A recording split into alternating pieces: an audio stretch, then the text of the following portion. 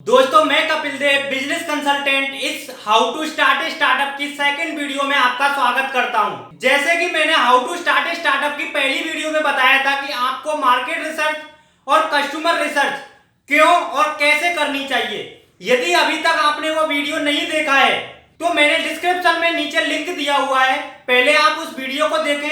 इस वीडियो में आपको मैं बताने वाला हूं कि आप अपने बिजनेस को बड़ा कैसे करें। अब मार्केट में आपको एक ऐसा प्रोडक्ट उतारना होगा जिसकी क्वालिटी मार्केट में सबसे अच्छी हो, जिसकी कॉस्ट कम हो और जो कस्टमर की प्रॉब्लम को सॉल्व करे और कस्टमर का पैसा बचाए, कस्टमर को आपके प्रोडक्ट को यूज करने में आसानी हो और आपके प्रोडक्ट को यूज करने के बाद वो बेटर फील करे और हर बार आप ही से वो प्रोडक्ट खरीदे।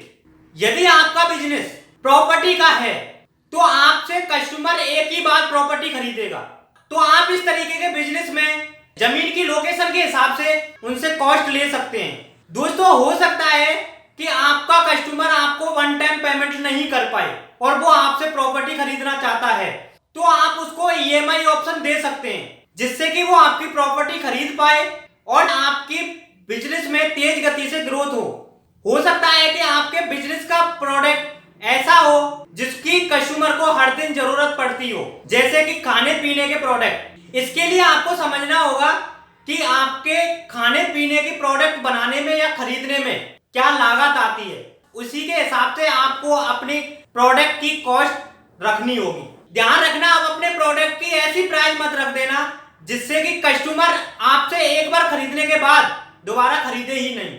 हो सकता है कि आपका प्रोडक्ट ऐसा हो, इन सारी चीजों को बनाने में सिर्फ एक ही बार कॉस्ट लगती है। इस तरीके के प्रोडक्ट की कीमत आप अपने प्रोडक्ट की लागत से कम रख सकते हैं, क्योंकि इस प्रोडक्ट को एक बार बनाने के बाद आप हर कस्टमर के लिए आप वही प्रोडक्ट सेल करने वाले हो जिसको बनाने में दोबारा कोई कॉस्ट नहीं आनी। मान लो कि आपको एक प्रोडक्ट बनाने में 50,000 रुपए की लागत आती है और आप 10 कस्टमरों को 20-20 हजार रुपए में उस प्रोडक्ट को सेल कर देते हो, तो आपका टोटल रेवेन्यू होता है 2 लाख रुपए का, जिसके अंदर आपको 1.5 लाख रुपए का प्रॉफिट हो जाता है।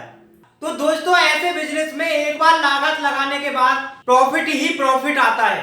हो सकता है कि आपका प्रोडक्ट ऐसा हो जिसको कस्टमर सिर्फ एक ही बार खरीदे, लेकिन उसकी सर्विस लेने के लिए उसको आपके पास बार बार आना पड़े, जैसे कि मशीन, कूलर, पंखा, फ्रिज, इन सारे प्रोडक्टों की कीमत आप कम रख सकते हैं और इसकी सर्विस का चार्ज थोड़ा ज्यादा रख सकते हैं, क्योंकि कस्टमर आपसे सिर्फ प्रोडक्ट एक बार खरीदने वाला है लेकिन सर्विस बार बार लेने वाला है। यदि आप कस्टमर को सस्ता और अच्छा प्रोडक्ट देंगे तो कस्टमर बार बार आप ही के पास चल के आएगा और आप ही से वो बार बार सर्विस लेगा।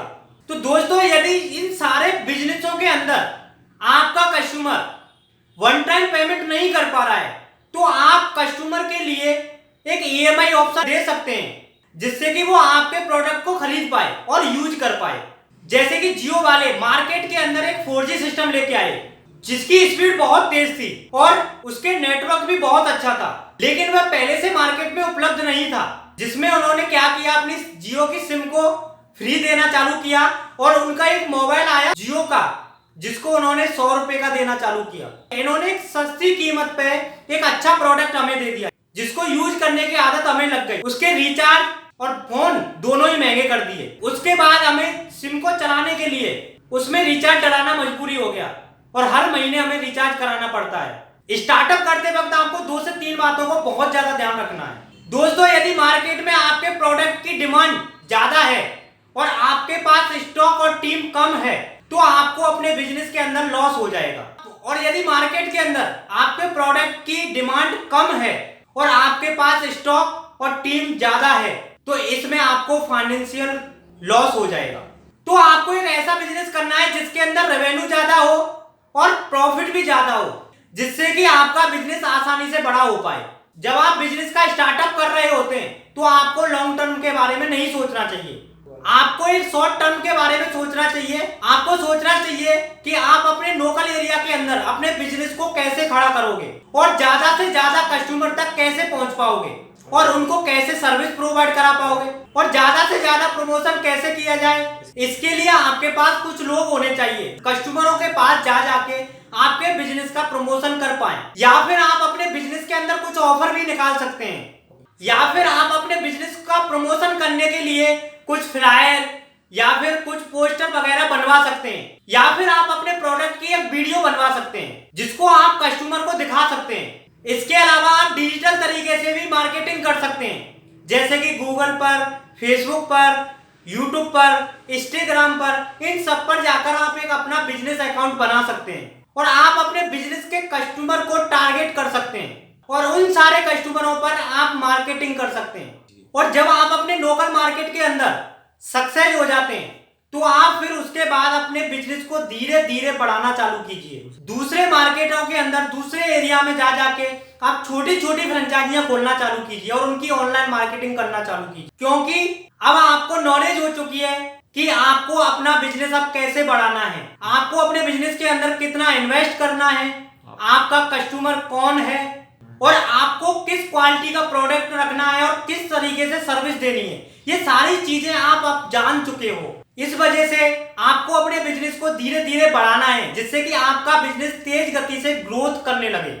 तब जाके आपको एक लॉन्ग टर्म के बारे में सोचना है और ऑल इंडिया के अंदर अपने बिजनेस की धीरे धीरे फ्रेंचाइजियां बढ़ानी है और छोटे छोटे डिस्ट्रीब्यूटर बनाने जो आपकी फ्रेंचाइजियों से कनेक्ट हों, जिससे कि आपकी सर्विस बेटर हो पाए और आपका कस्टमर ज्यादा से ज्यादा आपका प्रोडक्ट यूज कर पाए और आपका रेवेन्यू ज्यादा से ज्यादा होने लगे। तो दोस्तों, इन सब चीजों को करने के लिए आपको बहुत तेज गति से मार्केटिंग करनी होगी, तभी आप अपने बिजनेस को बड़ा कर पाओगे और उसको एक ब्रांड बना पाओगे। दोस्तों, यदि यह वीडियो आपके बिजनेस के लिए आपको हेल्पफुल लगी हो तो इस वीडियो को लाइक करें और कमेंट सेक्शन में जाके मुझे अपने सुझाव दें। दोस्तों, मैं आपको बता दूं, अगला वीडियो बहुत ही ज्यादा इंटरेस्टेड होने वाला है। यदि आपने वह वीडियो देख लिया तो आपका बिजनेस बहुत तेज गति से बढ़ेगा। चाहे आप फल सब्जी की दुकान करते हो या फिर कपड़े की दुकान करते हो या फिर किसी भी तरीके का बिजनेस करते हो, आप उस वीडियो को जरूर देखें और उस वीडियो को देखने के लिए इस चैनल को सब्सक्राइब करें और बेल आइकन बटन पर क्लिक करें। मेरी इस वीडियो को देखने के लिए आपका हृदय की गहराइयों से बहुत बहुत धन्यवाद।